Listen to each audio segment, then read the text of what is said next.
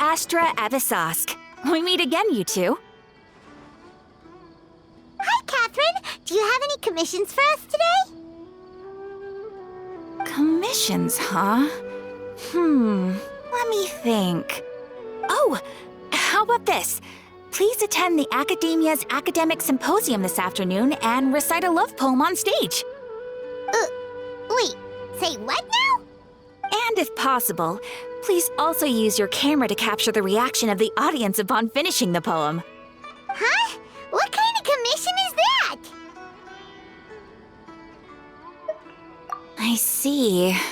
It appears that you're not interested in this commission. In that case, please go to Port Armos and convince the Eremites there to spend some time volunteering at the local orphanage. Hey, that's not any better. I'm sure the mercenaries will have some interesting reactions as well. Paimon's gotta ask, just who exactly has been submitting these commissions to the Adventurers Guild? Oh, the commissioner? Well, actually, I just wanted to see the two of you in action. Was it so obvious? I was hoping you would actually take one of those commissions. That kind of chance to observe humans doesn't come by often. Ah, so it's Nahida. Paimon just knew Catherine wouldn't crack those kinds of jokes. When did you get into her head? From when she said, Ad Astra Abysosk. So it's been you this whole time? Are you done resting up, Nahida? Yes.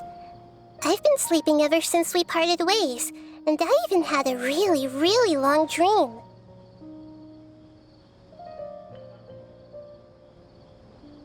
It was another dream about the Sub-Zero's festival, except it was a happy one. In my dream, I was sitting in the middle of a flower terrace, and everyone in Sumeru City was holding hands as they danced in circles around me. They danced round and round, and everyone looked really happy. I also got to sit on a gigantic flower carriage.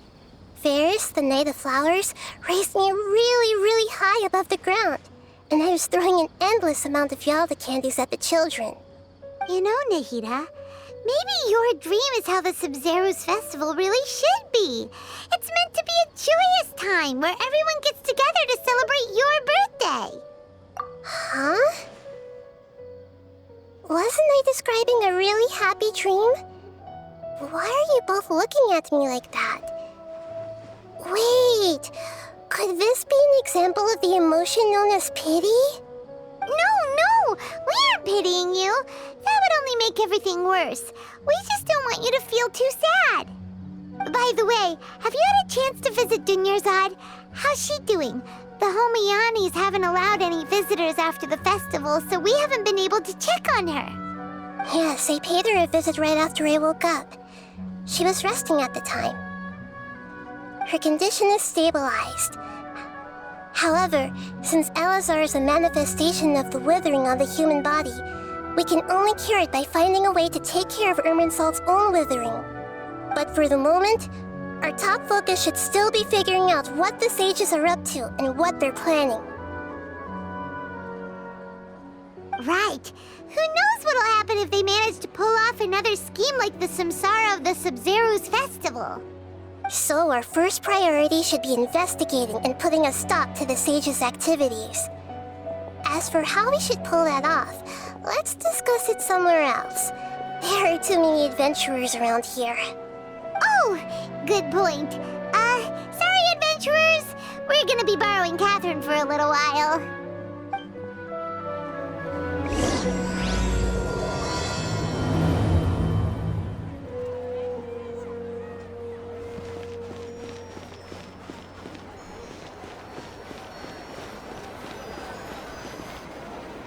Let's continue our chat here.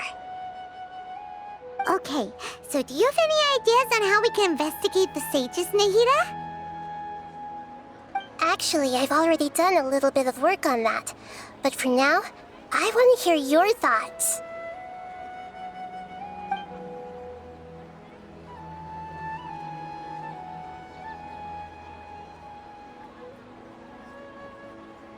I've already tried that, but all the key members of the Academia, even the core of 30 guards, intentionally avoid wearing their Akasha terminals.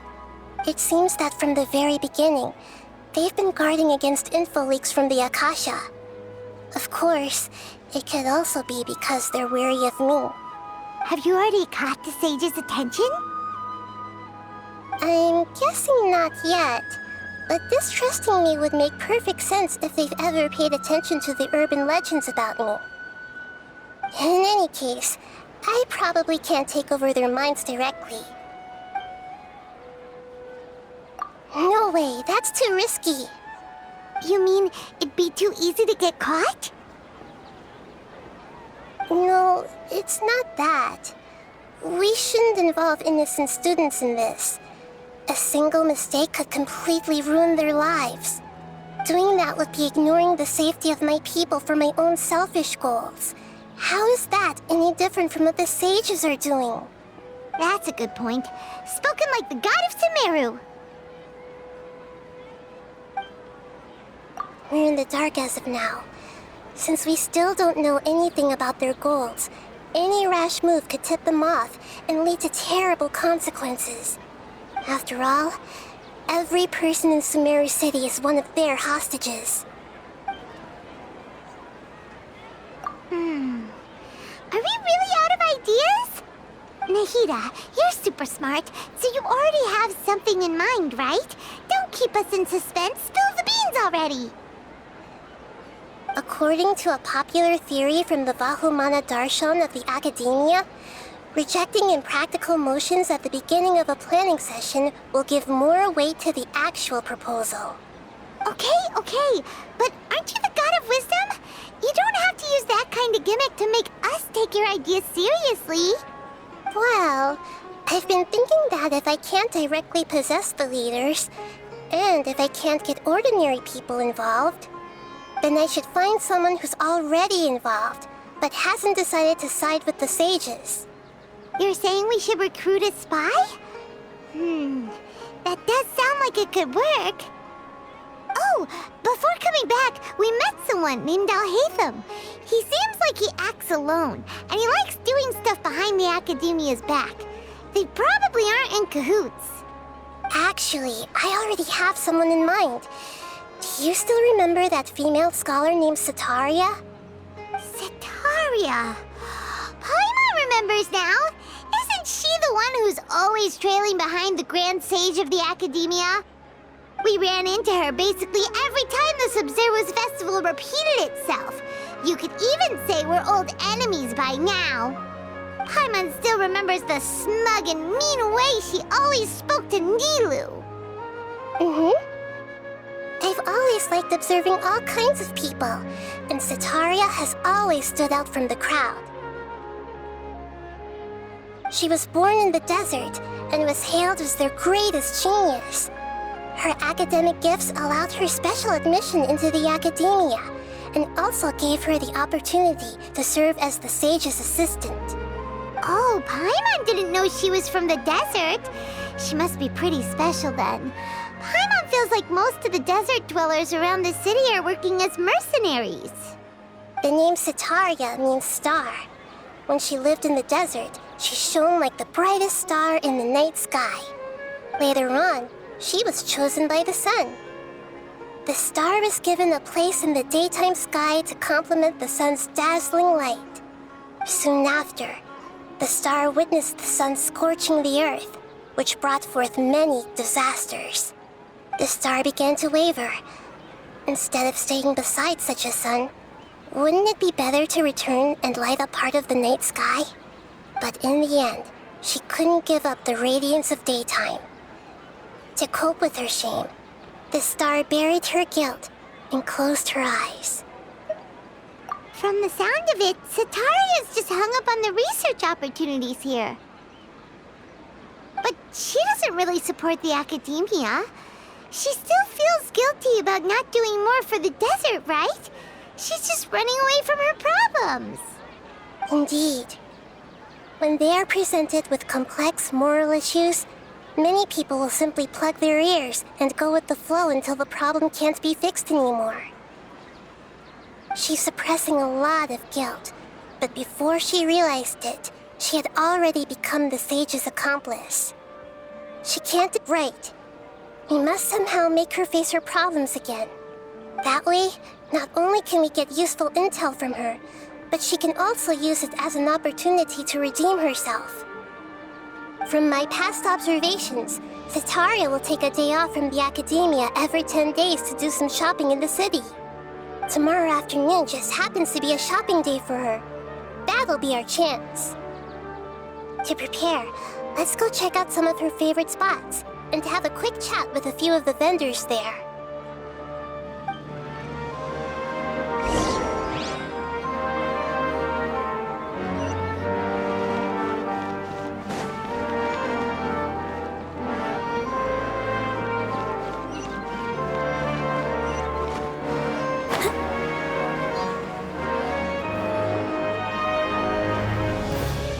This should be Sataria's favorite fortune-telling spot. So should we ask the fortune teller about Sataria? No, I already have enough information on Sataria. The most important thing now is for you to pay attention to the vendor's talking style and key characteristics. Talking style and key characteristics? My poor lost lambs, have you become troubled over your fates? The divine voice of wisdom often echoes between mine ears. If thou be blessed today by the gods, I may be able to show you the way. Huh? Really? Nahida, you've been whispering things to her? Shh. My friend here has some doubts regarding his future. Can we get a fortune reading for him? Of course, of course. In that case...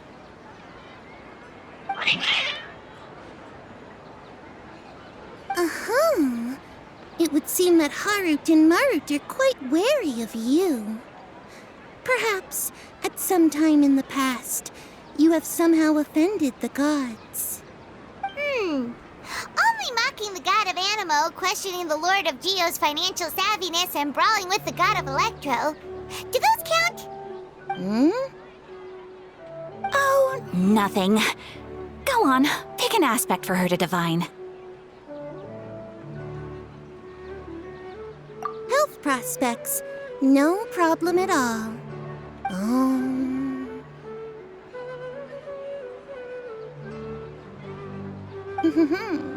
The gods have spoken. The truth shall be revealed. Your life shall continue on for many tens of thousands of years? Impossible. Harut, Marut, did you two spoil my divination? I've never read a fortune so absurd. Actually, Paimon thinks this is probably the most accurate fortune-telling you've ever done. I admit that the orientation of today's celestial matrix is suboptimal.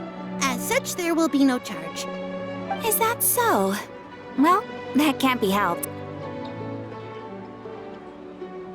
If you were to bring some food offerings for Harut and Marut on your next visit, perhaps they could help you reverse the wheels of fate.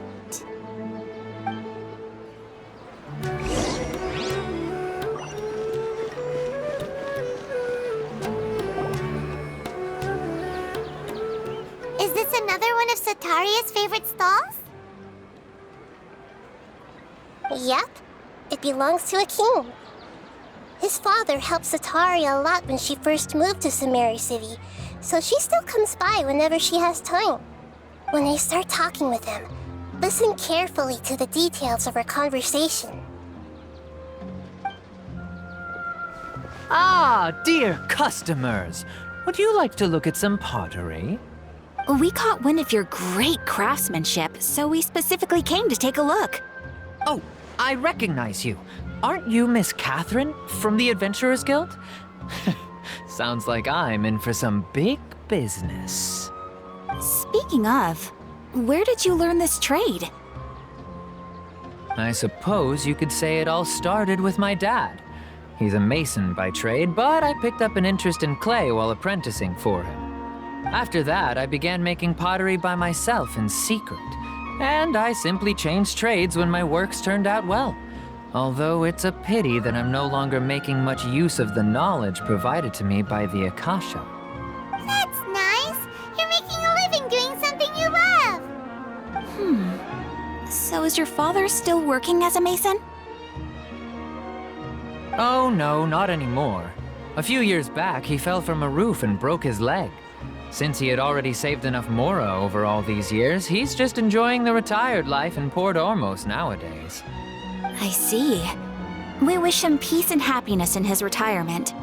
I'll have someone in charge of logistics at the guild come by another day for some goods.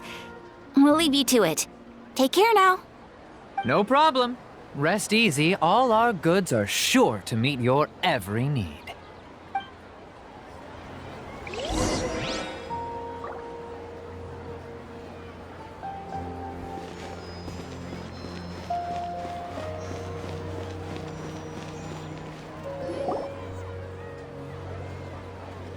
This should be our final stop.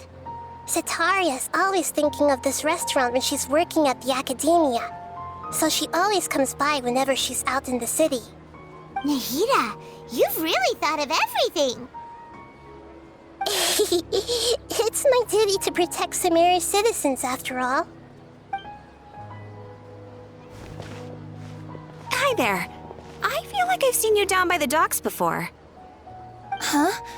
Sorry, I don't quite remember. If I recall, you were having a discussion with someone about shipbuilding at the time. Ah, that's right! I've always been really interested in feats of marine engineering. After all, I grew up in Liyue Harbor and spent my entire childhood staring at the ships going in and out of the port. I came to Sumeru to study, but failed to make it into the academia due to my lack of talent. But I'm still discussing all kinds of problems with different scholars, and I'm continuing to study and perform research from the restaurant's basement. I'm sure I'll get into the academia after their next round of exams. What an admirable spirit for learning! Amazing! Sure, but you'll find hardworking people wherever you go. So this restaurant has a basement as well? Huh. First I've heard of it. That's right. It's not usually open to patrons. Most of the time, employees use it for breaks or to hold private events. I see. Guess that makes sense. Well, good luck with your studies, Miss Chishan. Thank you so much. As long as I can make it into the academia as an official student, I'll be happy.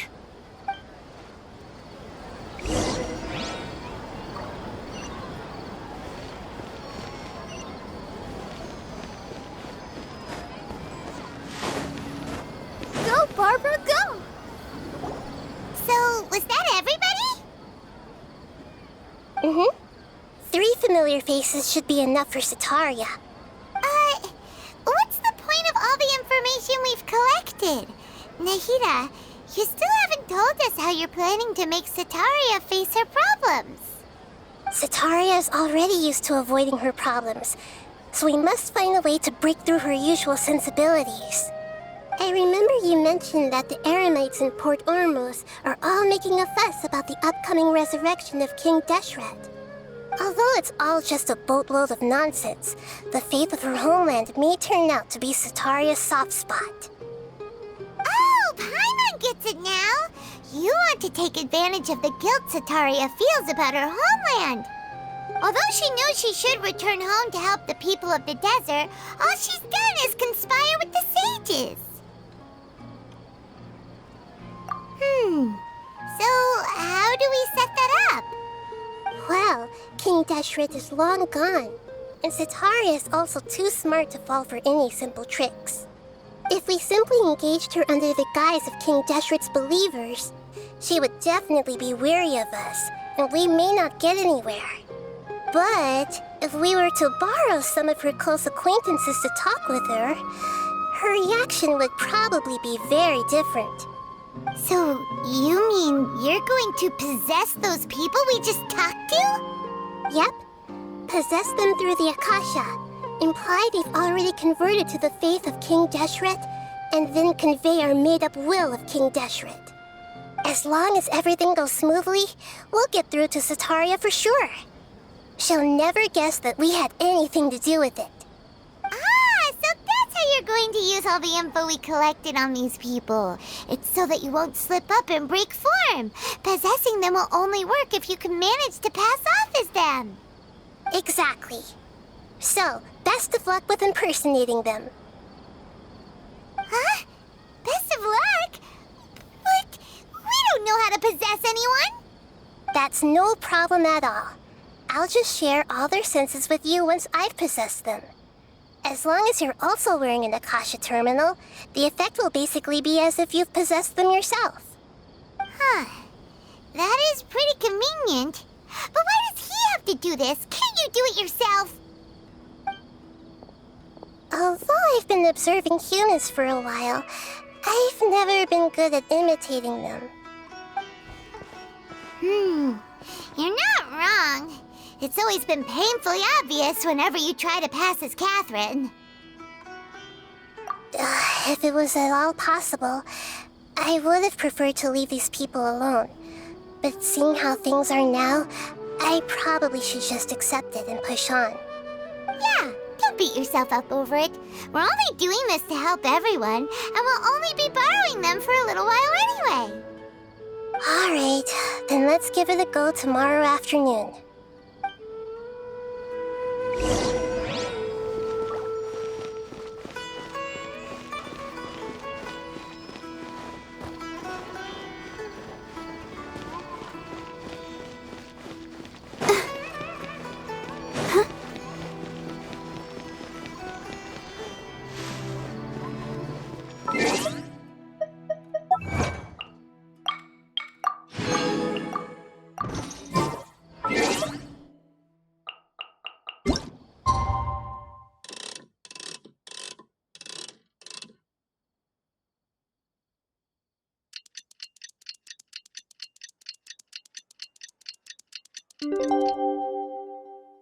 I wonder when I'll be as tall as my big sister.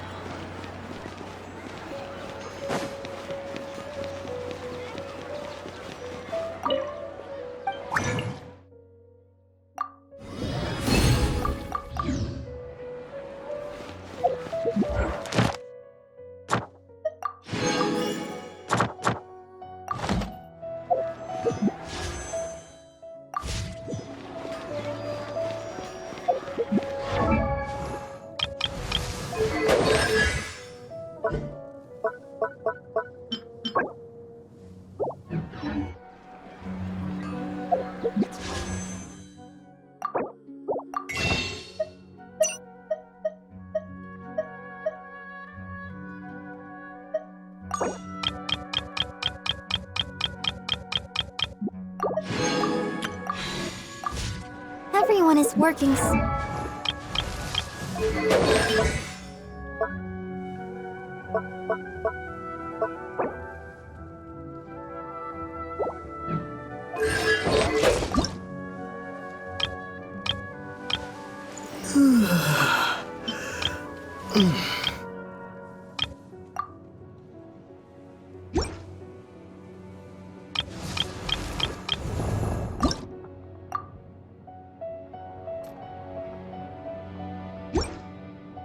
We're hard. We should be too.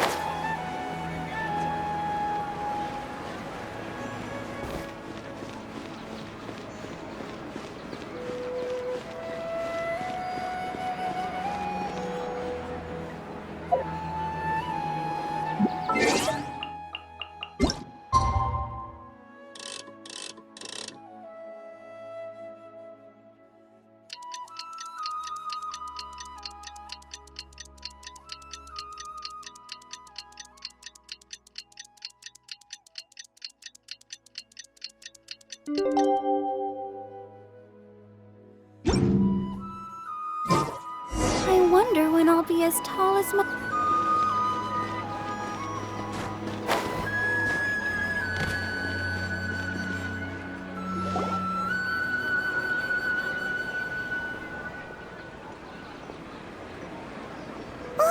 Here she comes! Satori is here! Let's quietly follow her. Once she starts talking to her acquaintances, we'll find a safe spot to begin possessing them. As for how we'll sway her to our side, I'll leave that to you. I trust you'll know what to say. Paimon's starting to feel kinda nervous. Okay, let's go. Looks like they've already started talking. Let's find a hiding spot and get started.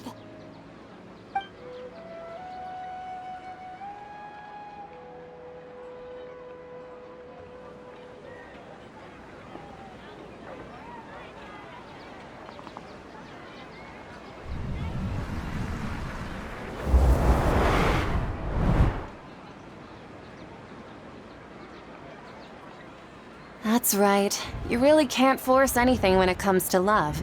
And besides, everyone around me has a very different background and outlook. Are you still listening to me, Nabia? Oh, of course I'm listening. You were talking about troubles with your love life, right? I heard everything you said. Okay then. You just seemed a little distracted for a moment there. Strange. Your cats seem pretty worked up. Is something wrong? I always thought they were quiet, happy kitties. Oh, what are their names again?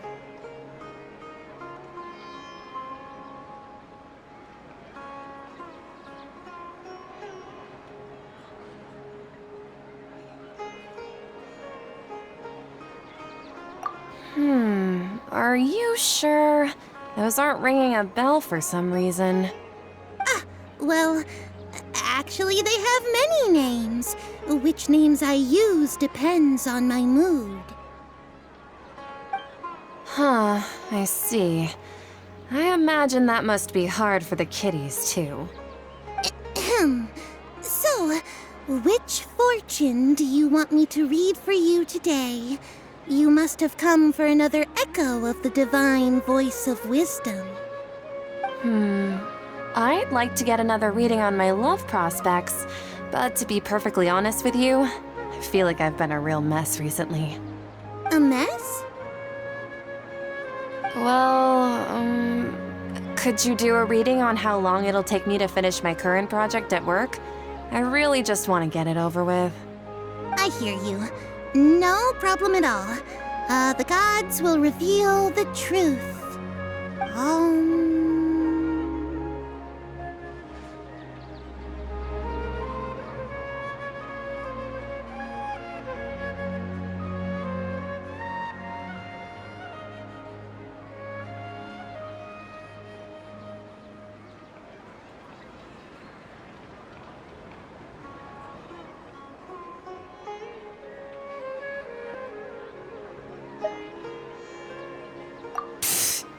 Sorry, your new laugh is just so hilarious. I couldn't help it.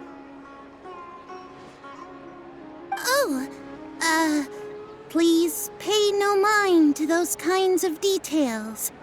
The gods are asking. Sataria, why haven't you gone home?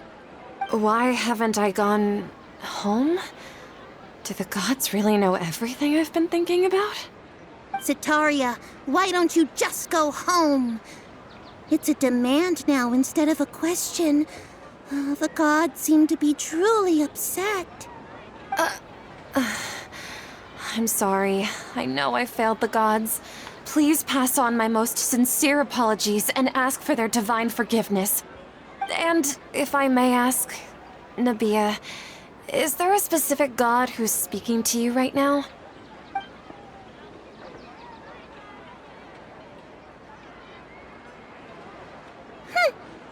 What an inconsiderate and naive question. The god who is speaking to me is, of course, the wisest and mightiest of all, King Deshret. King Deshret? No wonder he would make such a demand of me. Wait a second. King Deshret passed away a long time ago. Even though news of King Deshret's resurrection has been spreading like wildfire, it's all just a misinformation campaign from the academia. How can King Deshret still exist in real life?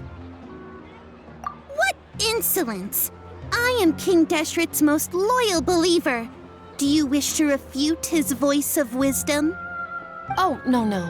As a child of the desert, I am only reveling in his power upon learning that his divine glory has touched even this city. I will think very carefully about his demand of me. I'm sorry, I must go now. Wait!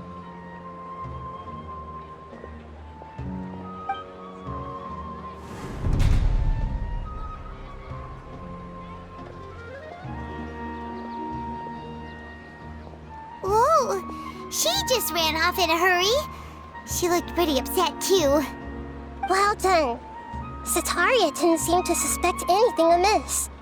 To have something she's been trying desperately to avoid show up out of nowhere and berate her, that must have shaken her to the core.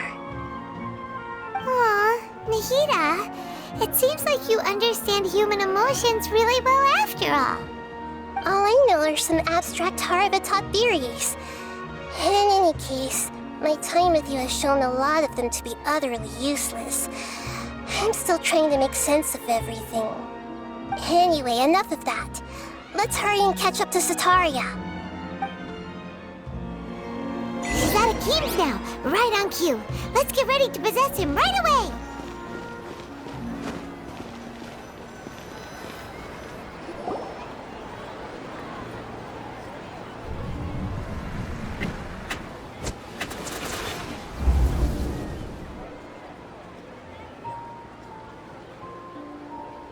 It's okay. I just got caught up in something. Oh, actually, didn't you ask me to help you look for work? What kind of work were you looking for again? Oh, right. Your old man's craft. How could I forget? Speaking of, how's he doing? Is he feeling any better?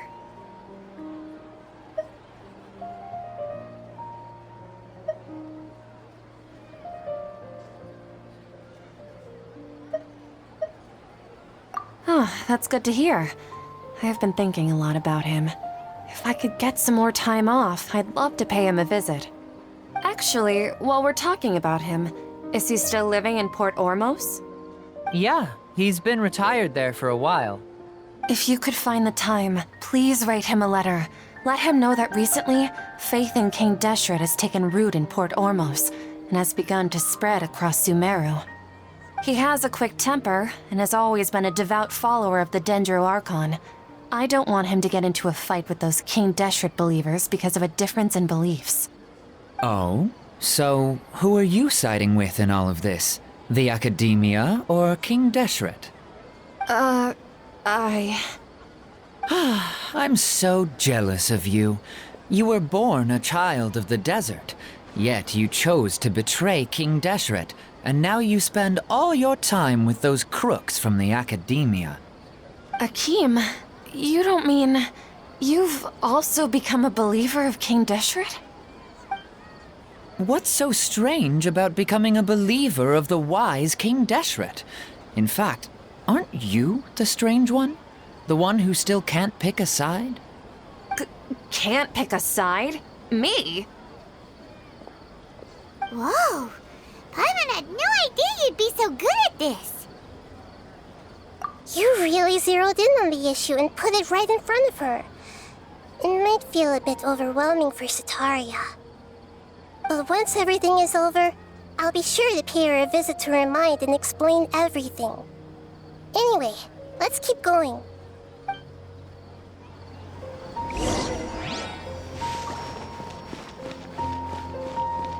Come on! Sataria!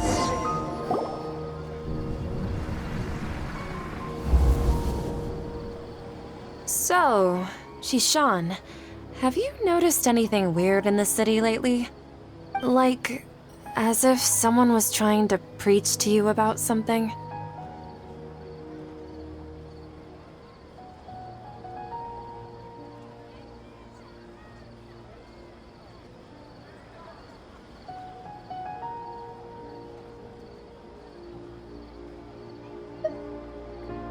Wait, did you just say attic? I thought this place didn't have an attic. Also, don't you usually study in the basement? Well, The restaurant recently added an attic. I've been studying there because it has better lighting. Oh, right. Speaking of strange things, I celebrated the Sub-Zerus festival so many times that I lost count. That was really weird. Wait, how could you be aware of that? That should be impossible. Nothing in the report indicated anything like that. Are you still failing to realize that the Academia's lowly tricks could never deceive all of Sumeru's citizens? Jishan, don't tell me that you've converted to King Deshret as well. What an absurd question. You make it sound like I should be ashamed for becoming a believer of King Deshret. In reality, shouldn't you be the one who is ashamed? You, who worked side by side with the Academia and treated people as nothing more than experimental subjects? Please, please stop! Even now, Satari is still trying to run from her problems. She can no longer justify everything to herself. Hey, she's trying to talk to the guards. What should we do? This is the most important part of all. Quick, get ready. Mercenary, you're a member of the Corps of 30, correct? Please help me pass a message to the Matcha right away. The situation in the city is getting out of control. Please, try to remain calm, miss. Tell me what's happening in the city. Heretics are infiltrating the city, and they've already converted many residents to their side. Heretics? What kind of heresy are you talking about? King Deshret! Many people I know have suddenly started believing in him, but he's long dead. It's impossible. Miss Sataria, nothing is impossible. You know my name? King Deshret is immortal, and all who defy him will one day pay the price. You must face the truth, Sataria. You tread a treacherous path, and the longer you ignore it, the tighter the Academia's grasp on you will become, and the deeper you will be ensnared. Child of King Deshret, never forget that the desert that belongs to you lies elsewhere. What's so strange about becoming a believer of the wise King Deshret? In fact, aren't you the strange one? The one who still can't pick a side? What an absurd question. You make it sound like I should be ashamed for becoming a believer of King Deshret. Sataria, why haven't you gone home?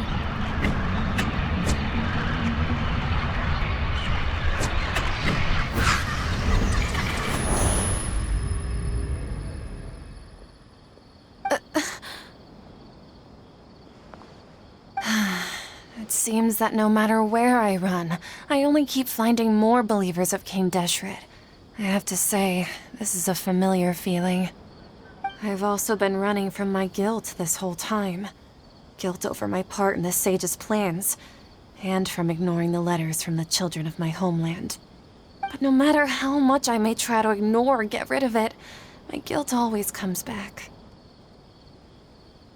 You won't necessarily lose your research opportunities by facing the truth. Besides, did you really want to conduct your research while carrying such heavy feelings of guilt? How do you know me so well? Are you truly just a believer of King Deshret?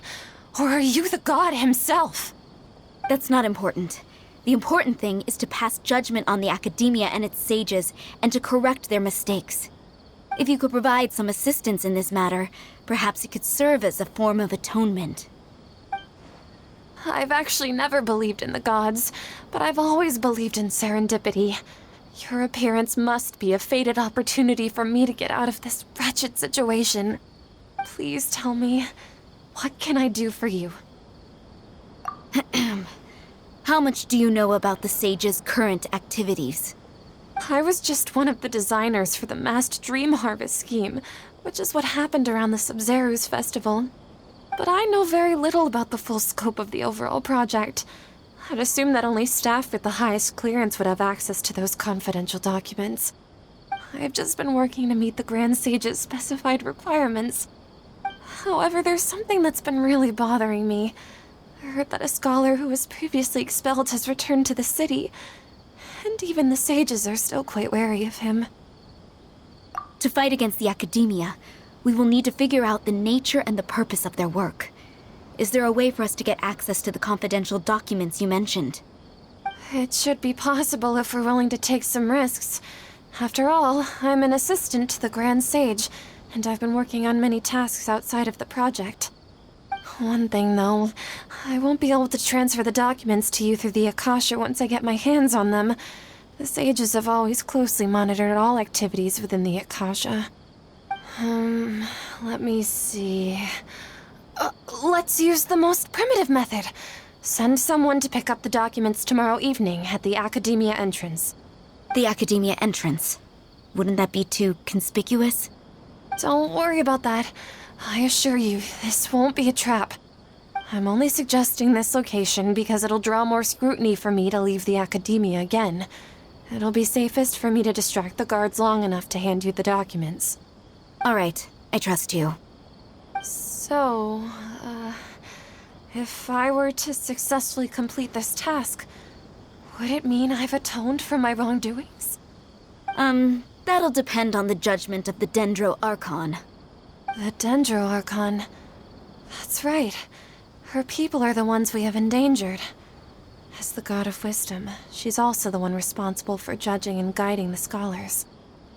Maybe it's time for me to find a god to believe in. Just as Nahida predicted, we've managed to bring Sataria to our side! The Traveler's execution was ingenious. He's the one who deserves all the praise. Well, now that we've made plans to meet again tomorrow evening, all we can do is pray for Sataria's mission to go off without a hitch. Pray? But if we're going to pray to the gods, aren't we just praying to you? God of Wisdom and Guardian of the Scholars? No. The truth is the true Guardian of Scholars. I've always believed that. Anyway, let's meet again tomorrow evening at the Adventurers Guild.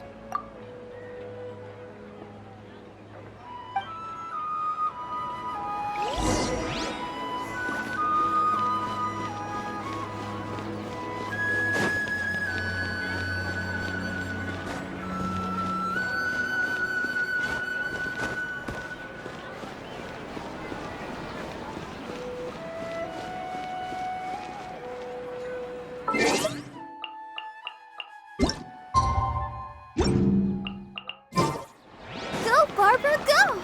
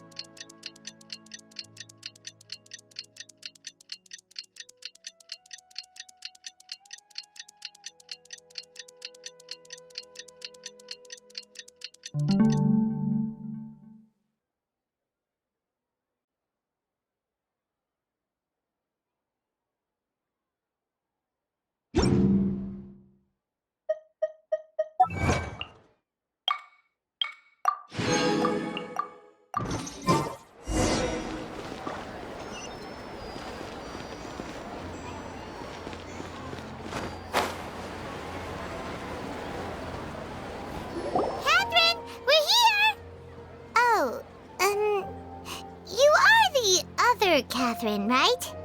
That's right. I suppose I'm the other Catherine in your mind. Shh! We're on a secret mission tonight, so we need to protect Catherine's identity. Yep, Paimon's right. We cannot fully rule out the chance that the meetup tonight is just a trap.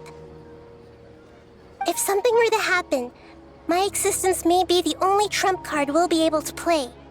After all, the Academia should still be unable to confirm the existence of my consciousness in the outside world. Yep, exactly, just what Paimon was thinking. Anyway, enough about that. Let's just make sure to be on our guard. Off? What do you feel is off? It's the middle of the night. Of course it's quiet. You're not getting paranoid, are you? No, I think he's right. It really is a lot quieter than usual. If you look around, there seems to be fewer people on the streets. I'm not sure if this is the case for the entire city, though. Huh. Maybe it's just a coincidence. Maybe Sataria figured out a way to not only distract the guards, but also to get everyone to go to sleep early, just so we can exchange the documents in peace. I also can't quite figure out why things feel a little off. But now that we're here, let's go ahead and meet her as we planned. Well, regardless, as long as you're here with us, Paimon feels a little safer.